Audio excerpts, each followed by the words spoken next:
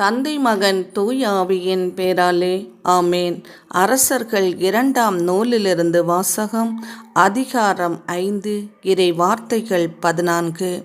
நாமான் புறப்பட்டு சென்று கடவுளின் அடியவரது வாக்கிற்கிணங்க யோர்தானில் 7 முறை மூழ்கி எழ அவர் நலமடைந்தார்.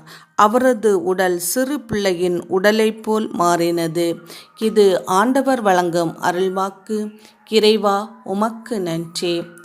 நல்லோர் மீதும் தீயோர் மீதும் கதிரவனை உதிக்க செய்கின்ற எம் அன்பின் தகப்பனே, நாங்கள் உம்மை போற்றுகின்றோம், உமக்கு ஆராதிக்கின்றோம், உம்மை மகிமைப்படுத்துகின்றோம். ஐயா, எங்கள் மீட்பரே, உம்மை நாங்கள் நமஸ்கரிக்கின்றோம். எங்கள் தேவாதி தேவனே, உம்மை நாங்கள் கனம் பண்ணுகின்றோம். ஐயா, அப்பா தகப்பனே, உம்முடைய ஊழியக்காரர்களின் வார்த்தைகளுக்கு இணங்க நாங்கள் நடக்க நீர் கிருபை செய்வீராக. ஊழியக்காரர்களும் எமக்கு விரோதமாகவோ உமக்கு விரோதமாகவும் இல்லாத வார்த்தைகளை எமக்கு சொல்ல நீர் கிருபை புரிவீராக.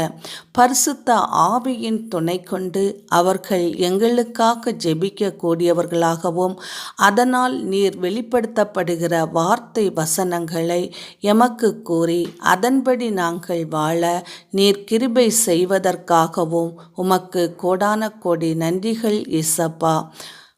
ஆமேன்.